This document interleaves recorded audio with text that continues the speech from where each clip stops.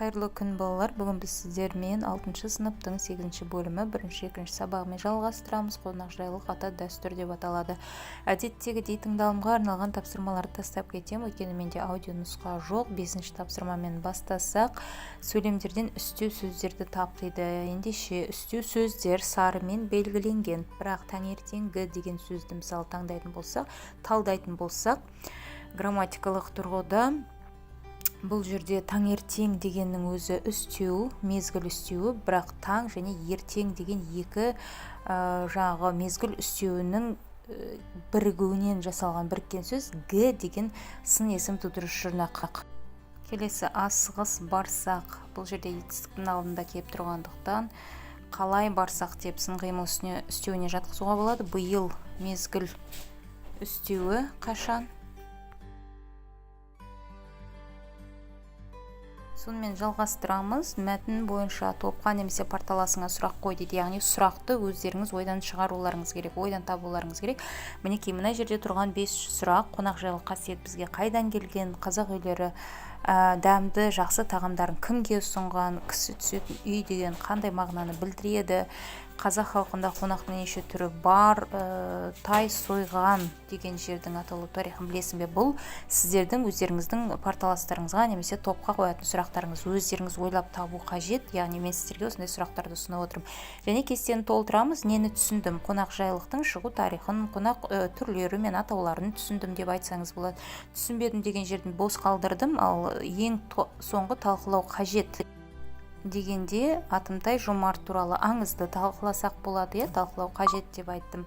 Абылай ханды қонақ еткен Саңқай төре туралы әлде де ақпарат қажет, осылар талқылағым келеді деген ниет білдірдім.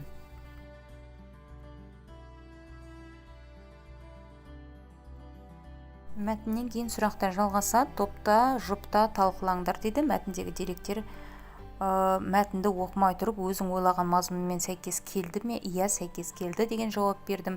Мына жерде ақпен жазылғанның барлығы сұрақтар, ал сарымен жазылғандардың бәрі тапсырманың орындалуы, яғни жауаптары. Мұқият оқып шығыңыздар, сол кезде түсінесіздер. Өйткені мен сұрақты да жауапты да қайта-қайта оқығым келіп тұрған жоқ. Мына жерде сарымен жазылғанның барлығы сіздердің беретін жауаптарыңыз.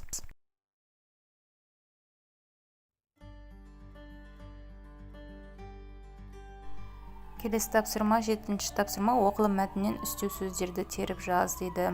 Сіздерге оқылым мәтіні берілген болатын, соның ішіндегі үстеу сөздер ертеден, бұрынғы, бүгінге, қолынан келгенше дегендегі келгенше, әдейі, бұл да үстеу, мақсат үстеуі, арнайы, бұл да мақсат үстеуі, бұрынырақта, қашан, бұл мезгіл үстеуі, қазір деген сөздер, бұлар қашан деген сұраққа жауап беріп, бұл да мезгіл үстеуі болып тұр. Мұқият қарап шығыңыздар. Егер мен қалдырып кеткен ішінде, мәтіннің ішінде тағы да үстеулер болса, қоссаңыздар болады балалар.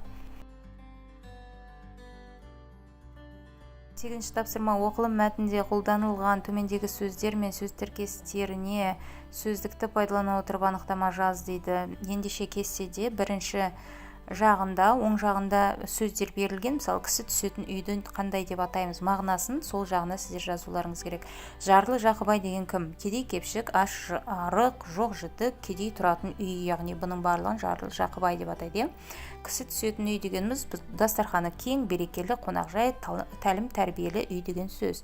Атымтай Жомарт деген кім? Қонағына жалғыз атын сойған аңыз кейіпкері. Қонақасы беру деген не? Мінекей мына жерде жазылғанның барлығы қонақасы берудің мағынасына байланысты жазылған. 9-ші тапсырма, тыныс белгілерін дұрыс қойып, сөйлемдерді көшіріп жаз дейді. Бұл грамматикадағы ең маңызды, жаңағы пунктуациядағы ең маңызды тапсырмалардың бірі. Осындайларға жақсы мән берсеңіздер деген менде тілек бар сіздерге балалар. Тыныс белгісін қойып үйрену керек. Үтір қай жерде, сызықша қай жерде қойылады. Мына жерде барлығы көрініп тұр деген ойдамын. Мәтіннің ішінде мұқият қараңыздар, сарымен үтірлер және сызықшалар берілген. Бұның барлығы қажетті тыныс белгілері.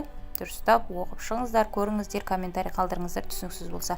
10-ші тапсырма, мәтінді оқып өзге халықтар мен қазақ халқының қонақ күту дәстүрін салыстыру, ұқсастықтарын анықта дейді. Бұл жерде жапон халқы мен қазақ халқының қонақ күтудегі дәстүрдегі айырмашылығы мен ұқсастығы берілген. Мәтінде ендеше міне сары мен айырмашылығы деп жазып қойдым. Осының барлығы айырмашылығы. арасында, екі халықтың арасында айырмашылық көп екен қонақ күтуде. Енді ұқсастығы, бірнеше ұқсастық бар. Осының барлығын оқып шығыңыздар. Өздеріңіз паузаға қойып қойып, сол кезде түсінесіздер қандай айырмашылық, қандай ұқсастық бар екендігін. Балалар, 11-ші тапсырмамен жалғастырамыз. Біздің отбасымыздағы қонақ күту дәстүрі тақырыбына ой толғау жаз дейді. Эссе, яғни өз сөзіңде тыңдалым және оқылым мәтіндегі мәліметтерді пайдалан дейді. Балалар, эссені қалай жазу керек деген мен сіздерге видео ұсынған болатынмын. Сол видеоны да қарап шықсаңыздар болады. Ендеше 11-ші тапсырма біздің отбасымыздағы қонақ күту дәстүрі тақырыбына ой толғау жасамыз. Қалай қонақ күтеміз? Егер осы мен ұсынған мәтіндегі жаңа қонақ күту үлгісінен басқа дүниелерді сіздер отбасыңызда қолдансаңыздар, оны да жазуға болады. Бірақ мен өз ойымды жаздым. Яғни әжелер қалай қандай рөл атқарған, не істейді аналар, немесе бала не істейді деген сияқты осы мәтінде барлық жазылған. Неке 3 абзацтан тұр. Ең соңғысы қорытынды бөлім, бұл бір ғана сөйлеммен қорытындыладым. 12-ші тапсырма шығу парағын пайдаланып сұрақтарға жазбаша жауап бер дейді. Балалар, шығу парағы өзімізше орындайтын тапсырма өз бетімізше орындауымыз керек. Бірақ мен сіздерге әдеттегідей жаңа подсказка болсын деп сарымен жазылғанның барлығы жауаптар. Сонымен не үйрендіңіздер, соның барлығын жазсаңыздар болады осы жерге. 5 сұрақ бар екен. Ақпен жазылғандар бұлар сұрақтар, сарымен жазылғандар жауаптар. Өз ойларыңызды қосып, басқаша етіп өзгеріп жазсаңыздар, бұл құба-құп. Ендеше балалар, каналға тіркеліп қойыңыздар, сонда бірінші болып тапсырмалардың орындалғанын көріп отырасыздар және комментарий қалдырамыз егер сұрақтарыңыз болса.